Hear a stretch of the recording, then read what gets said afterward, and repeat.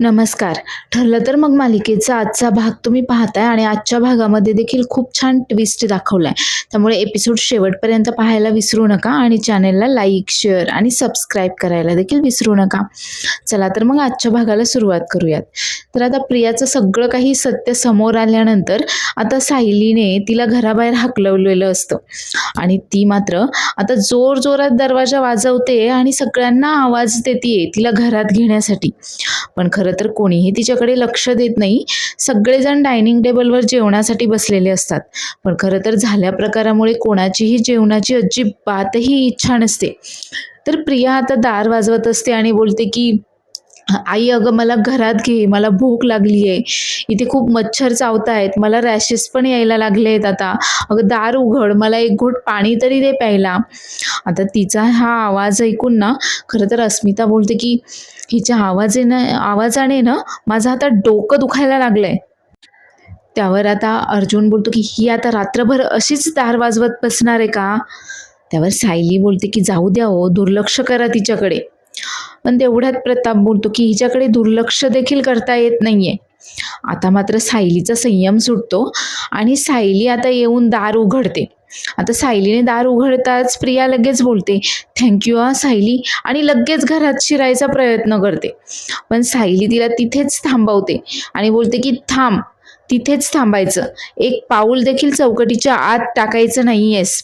मी दार काय तुला घरात घेण्यासाठी उघडलेलं नाहीये, मी तुला हे दाखवण्यासाठी दार उघडलंय की तुझ्याशिवाय आम्ही सगळेजण किती सुखात आहोत म्हणून. आणि आता सायली परत येते आणि सर्वांना जेवण वाढत असते.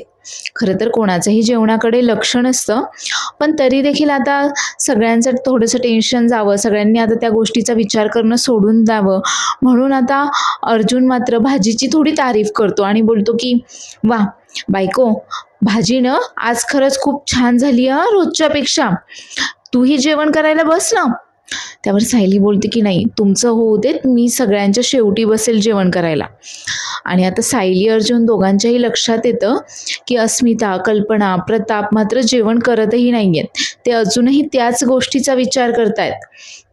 त्यावर अर्जुन आता सायलीला खुणावतो की मी करतो मॅनेज. आणि अर्जुन बोलतो की आईस्क्रीम आहे ना, नाही इतकं छान जेवल्यानंतर आईस्क्रीम तर हवंयच खायला.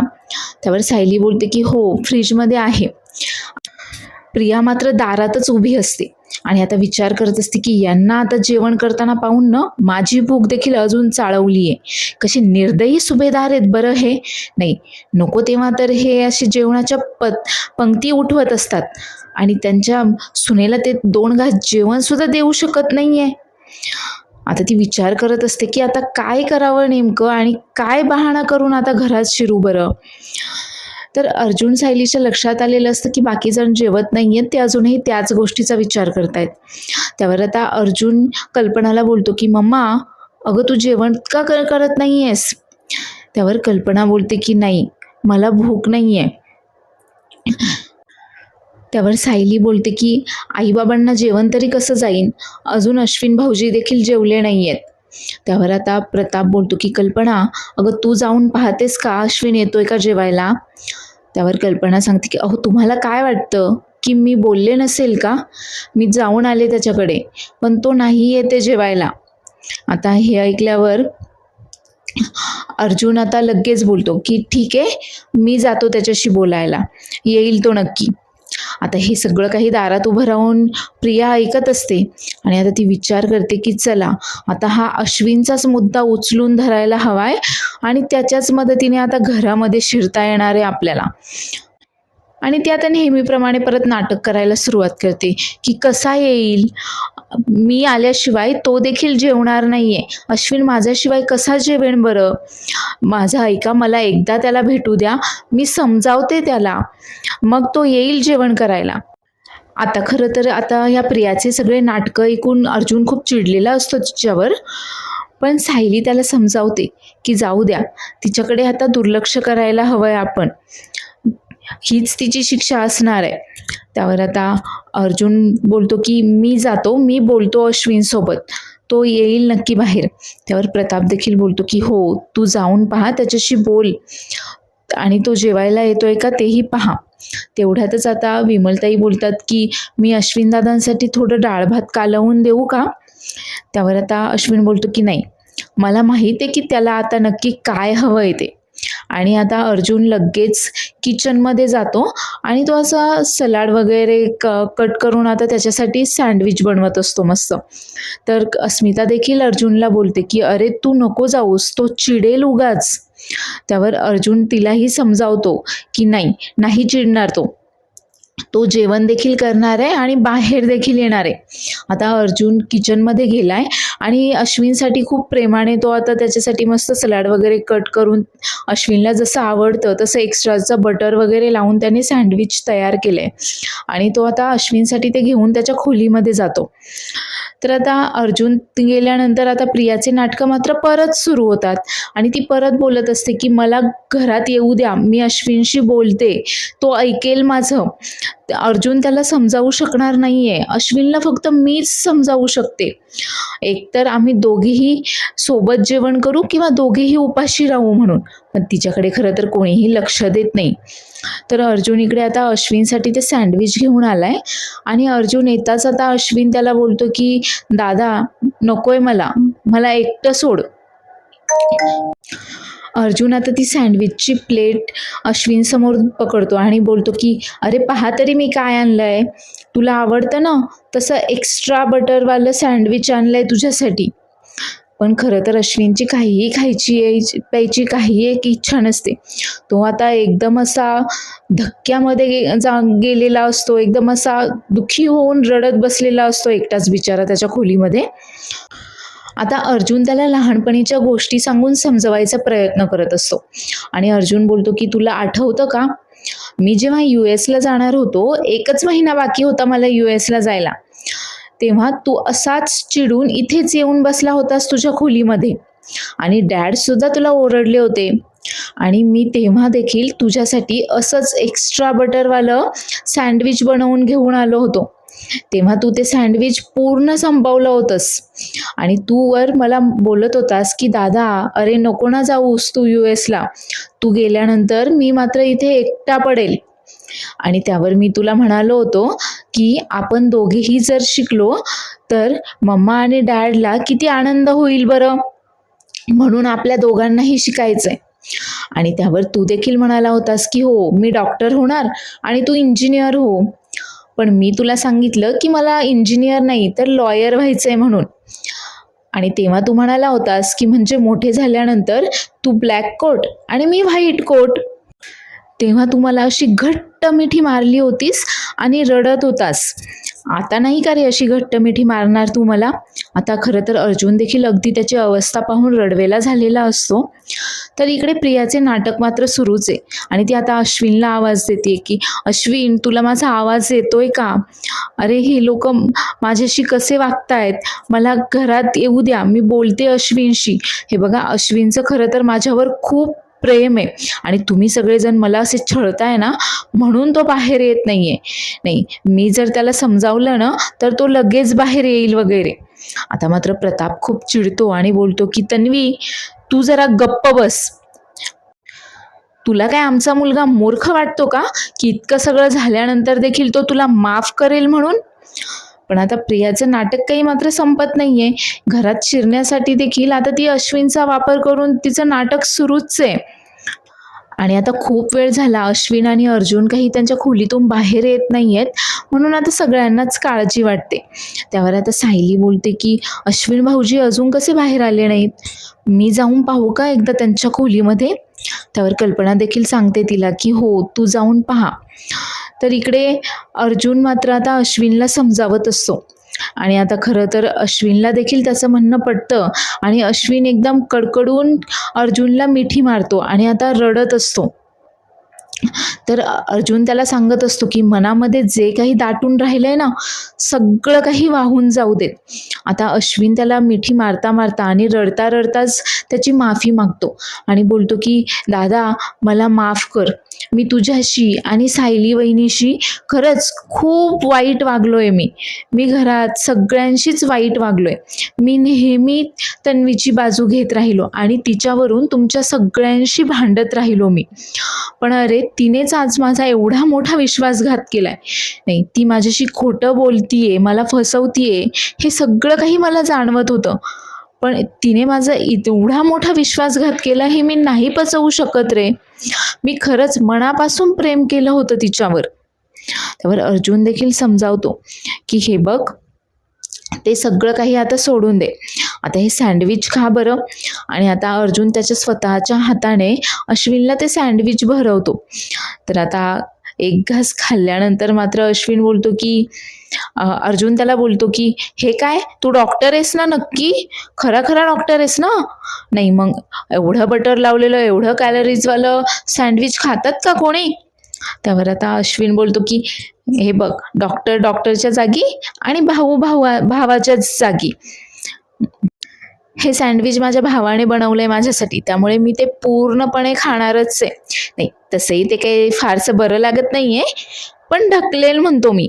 आणि आता अर्जुन अश्विनला सँडविच भरवत असतो. तर इकडे प्रियाचं नाटक मात्र अजूनही सुरूच आहे.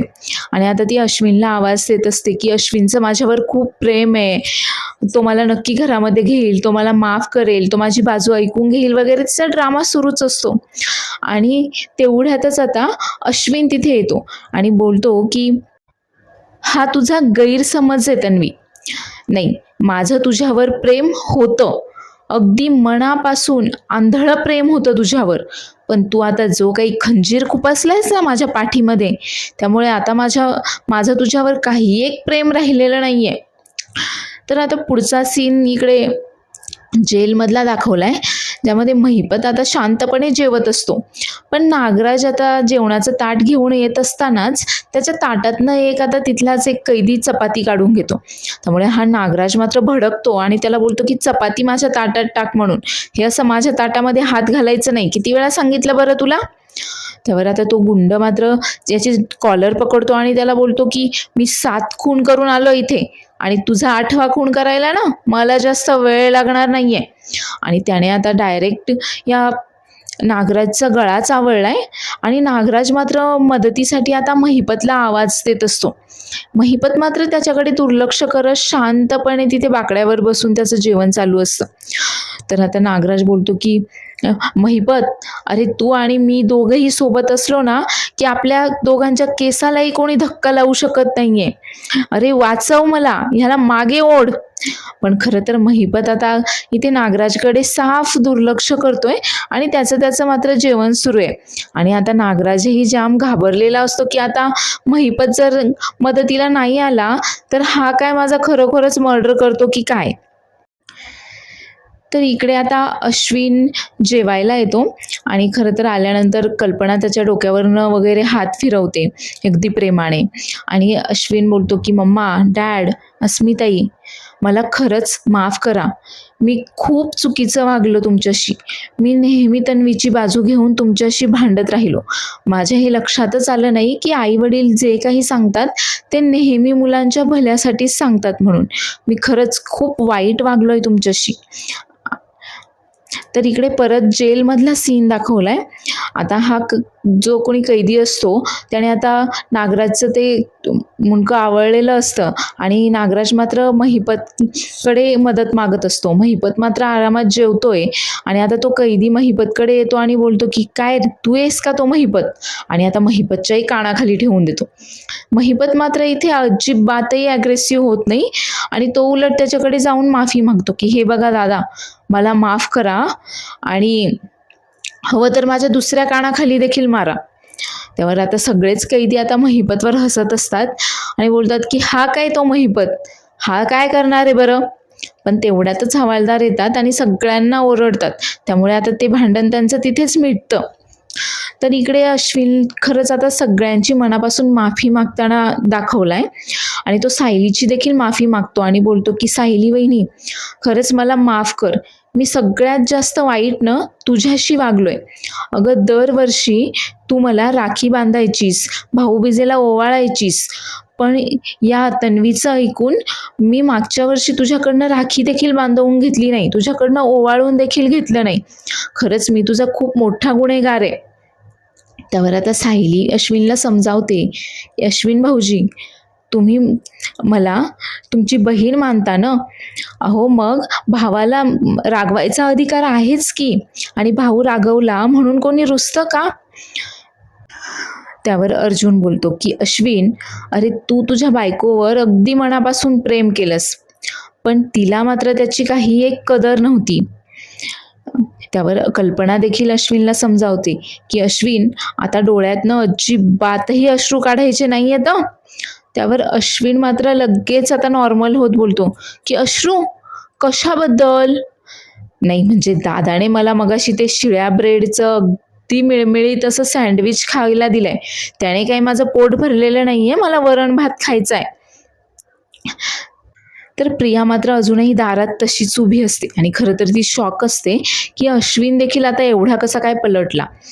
तर प्रताप बोलतो की हे बघ अश्विन, तू जर या मुलीला तुझ्या आयुष्यातून काढून टाकलं असेल ना, तर तिला काही परत या घरामध्ये एंट्री नाही आहे.